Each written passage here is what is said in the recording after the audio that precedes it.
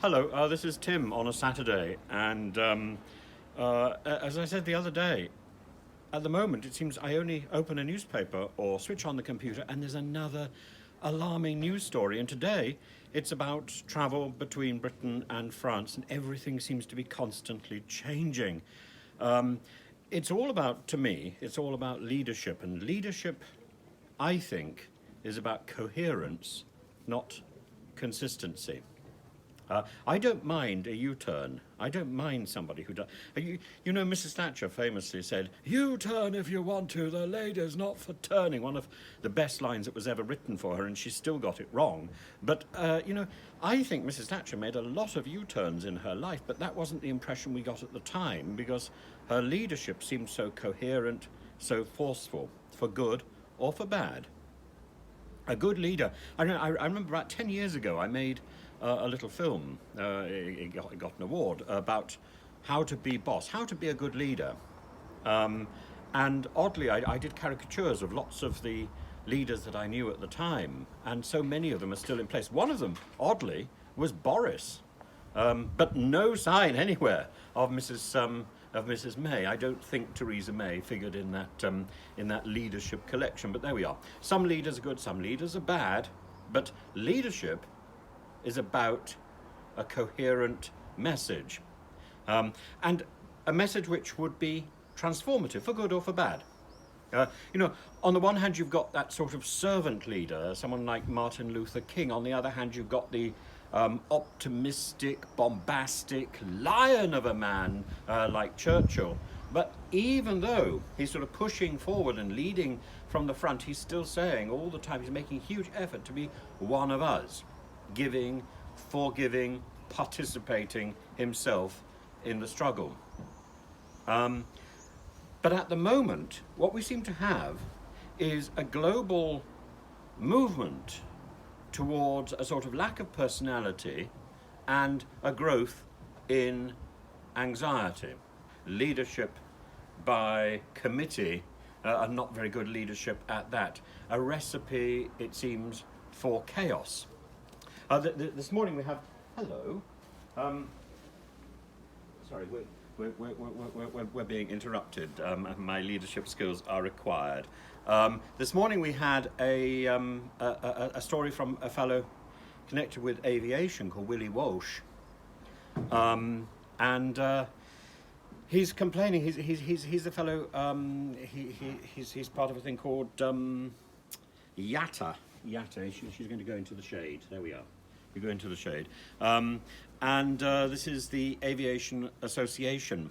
And he's complaining about the vacillation and how vaccinated travellers have now still got to isolate when they come back. We were told last week they didn't have to. Now we're told this week that they do. Now we're told today that they do. What we've got is confusion.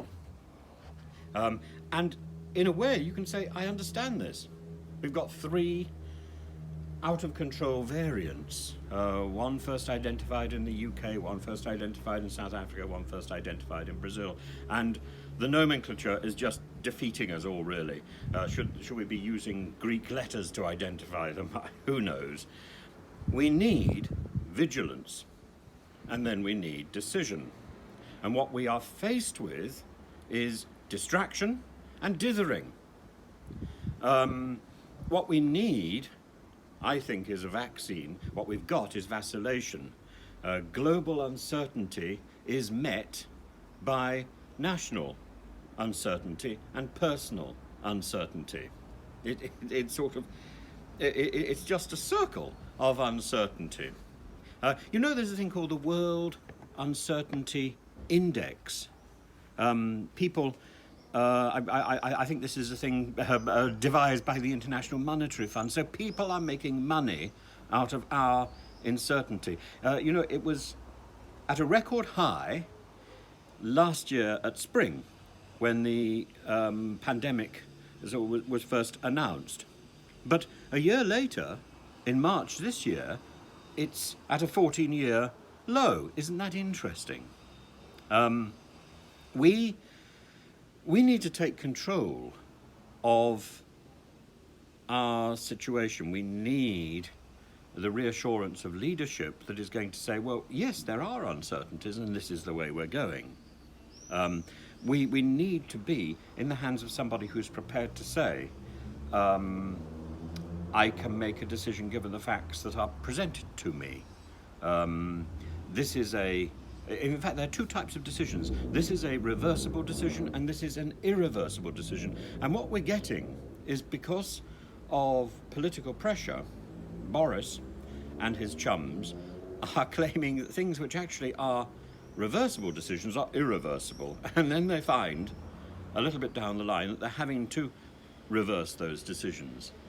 Because instead of identifying something clearly, they're identifying something by political expedience. Now, leaders are important. Leaders shape our debate about issues. Leaders personalize the debate. Leaders dramatize the story. But, I think there are three types of leadership. There's, on the one hand, the volatile demagogues, like someone like Berlusconi. On the other hand, you've got the partisan campaigners, and finally, you've got the sound, reassuring guides who are going to steer us through whatever chaos, whatever crisis we are facing. The world is not straightforward. My goodness, there we have a flying crisis. What is it? I have no idea. And I'm in the garden. We're in the garden. Anyway, it's a decision. It's a very small decision, but we've made a decision, and life should be full of decisions that we take responsibility for, rather than passing the buck. So that's really the message of today. Slightly alarming news, particularly about travel, but a much more global consideration about the fact that we seem to be lacking clear leadership. We seem to be lacking not only clear leadership, but clear analysis of the issues. We are surrendering to emotion and gossip. And emotion and gossip are great, but in their place. Emotion and gossip are the things that decorate clear, decisive judgment. So, please, speaking of judgment, can you use your own judgment and follow me? Or, even if you disagree with what I'm saying, do follow so that you have more fun disagreeing, and leave your comments below. And ring the bell. I'm sure you can find it. You can do so much better than me. Have fun. Bye-bye. Oh, and, Hannah? There you are. She's saying bye-bye to you as well. It's, she's having such a good time. It's so extraordinary. I was saying the other day how wonderful it is that she's still sort of active. And she's very...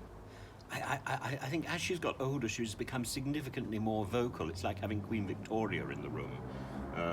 She makes her needs very, very well known. And this is something else quite fascinating, I think. So often, when we're looking at what we're doing, we rely on what people specifically say. And I find I have much more intense and interesting conversations with Hannum and with Bay just by gazing in their eyes. There is a way of communicating without using words. You want to do something else now? Okay, bye-bye.